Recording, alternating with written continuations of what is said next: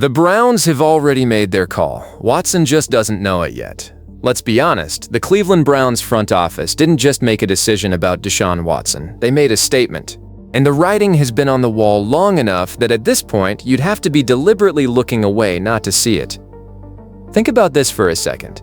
While Watson has been ghost for 536 days, not a single NFL snap, not a press conference, not even a podcast appearance, SHEDEUR Sanders has been in the building, working with the receivers, watching film, grinding in whatever corner of that facility would have him.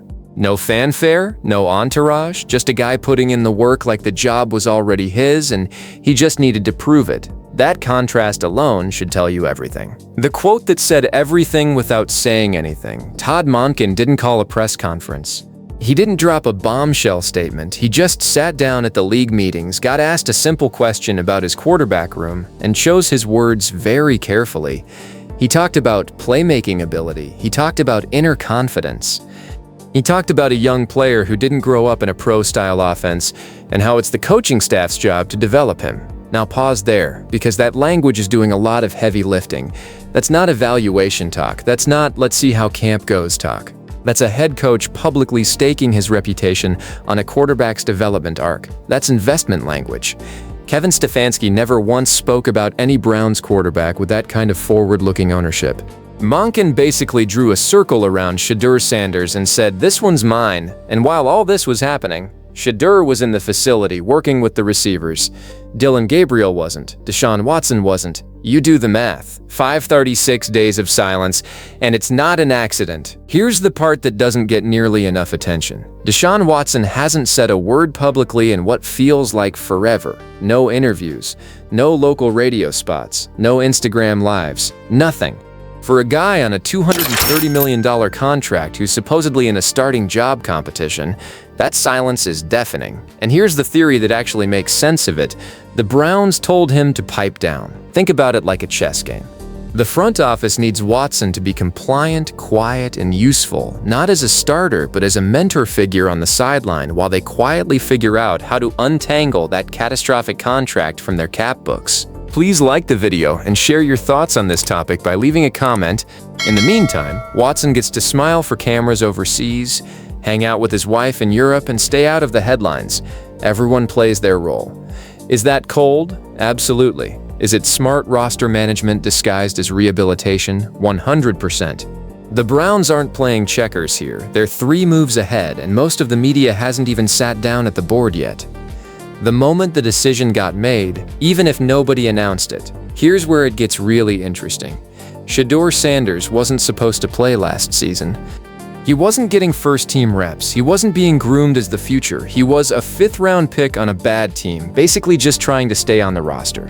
And then he went out and beat the Pittsburgh Steelers, then the Cincinnati Bengals, on a team that had no business winning either of those games. When a 5th-round pick, working with limited resources, no real coaching investment, and basically borrowing time, goes out and beats division rivals who needed those wins, you don't bench that guy. You don't hand the job to someone who's been collecting a paycheck from a lawn chair. You build around him. The Browns fans online were confused. Some were even annoyed. Why are we winning? We need the draft pick. But the front office? They saw something different. They saw a quarterback who could lead. The analytics argument and why it crumbles. Now, the critics have their go-to stats. SHEDEUR's rookie season was rough, historically rough actually, ranked 64th out of 78 qualifying quarterbacks by EPA per dropback. Threw an interception on 4% of his attempts. Bad numbers, no question. But here's what the analytics crowd conveniently skips over every single time they bring that up. Context. He was a 5th-round pick, on a terrible team, with a coaching staff that wasn't developing him. On a roster with almost no weapons around him. Putting up ugly numbers in that environment isn't a red flag, it's basically expected. The question was never, did he light up the stat sheet? The question was, did he show something? And the answer, apparently, was yes, at least enough to beat the Steelers and send Bengals fans home unhappy. Please like the video and share your thoughts on this topic by leaving a comment. Weakness in a quarterback room doesn't produce game-winning drives against divisional opponents. Character does, toughness does. The kind of intangible stuff that doesn't show up in EPA metrics but absolutely shows up in a locker room. The business case nobody wants to talk about. Here's the angle that the football-only crowd keeps missing, and it might actually be the most important piece of the entire puzzle. SHEDEUR Sanders is not just a quarterback, he's a phenomenon, one of the most recognizable names in sports before he ever threw an NFL pass. His father is Deshaun Sanders. His college career was appointment television. He has a global fan base that doesn't watch the Cleveland Browns yet. The Browns are building a new stadium. They need to sell tickets. They need a reason for people who've never cared about Cleveland to suddenly care.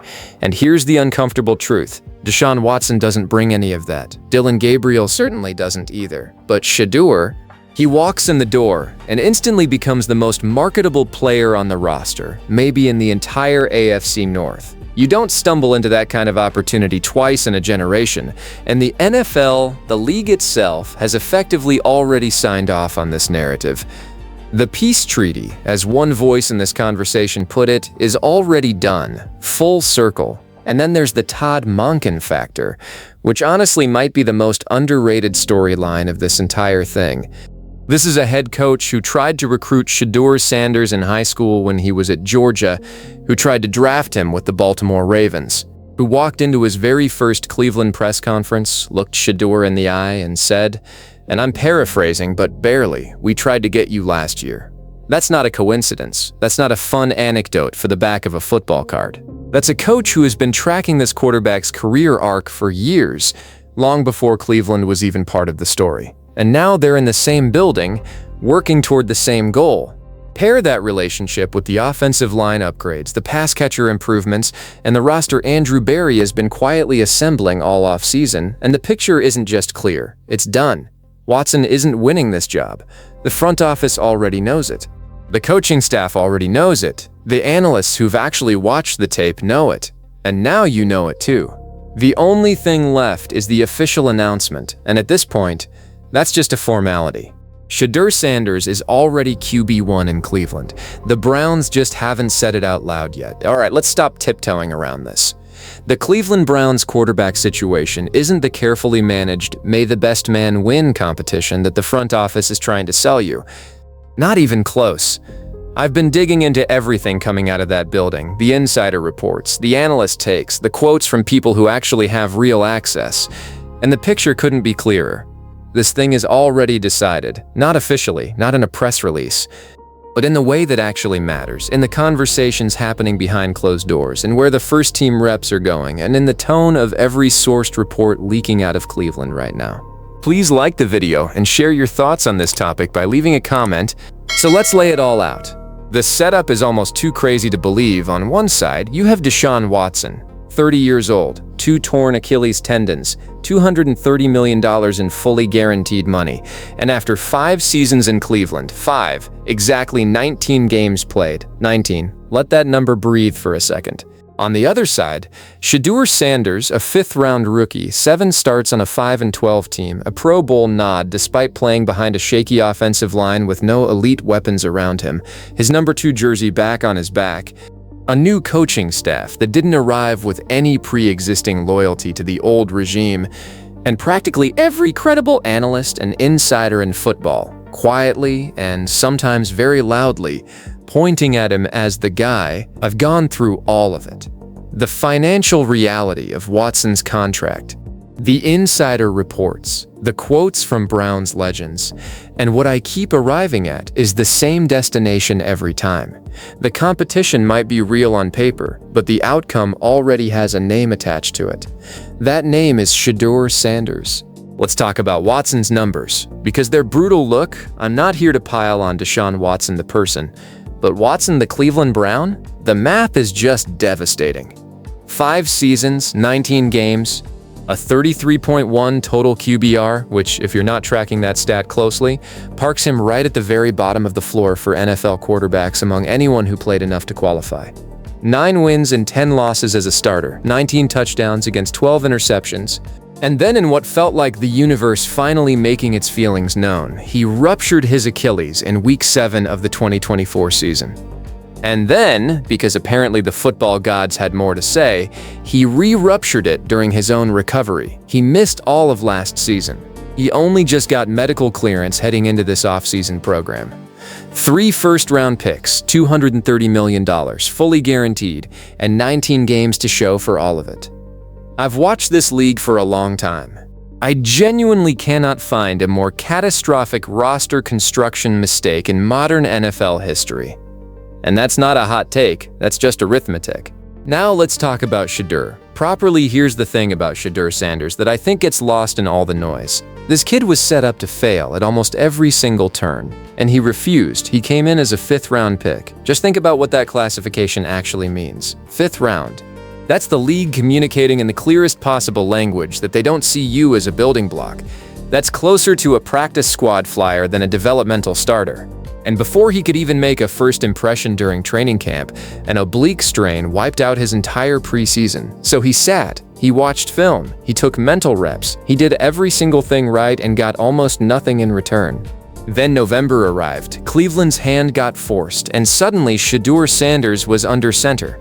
7 starts, over 1,400 passing yards, 7 touchdowns, yes, 10 interceptions, and I'm not going to pretend that number doesn't exist because the skeptics certainly didn't.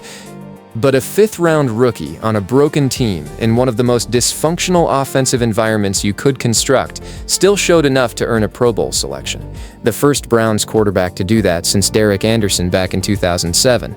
That's not luck, that's not a statistical fluke. That's a player forcing the football world to take notice when everything around him was screaming, "Don't bother." The analysts are all landing in the same place. The voices making the case for SHEDEUR aren't hot take merchants or casual observers who only watch the highlights. These are connected insiders and established analysts whose opinions are built on actual information coming out of that facility. Zach Jackson at The Athletic, about as well-sourced a Browns insider as exists, went on record saying he feels more strongly than ever that Sanders is the clear front-runner. His language wasn't hedged or cautious. He said the job belongs to Sanders to lose. That handing him every available opportunity is not just the smart move, it's the only sensible one. And while he acknowledged some theoretical universe where Watson outplays him, he doesn't think that universe is the real one. When Zach Jackson says something like that, you don't scroll past it. He's not speculating, he's reporting what he's been told.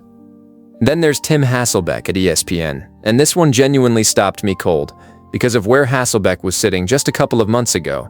Back in February, he went on Get Up and said, clearly, confidently, without any hesitation, that there wasn't a single franchise in the league that should look at SHEDEUR Sanders and want to build their future around him. That was his public position. Strong. Dismissive, no wiggle room.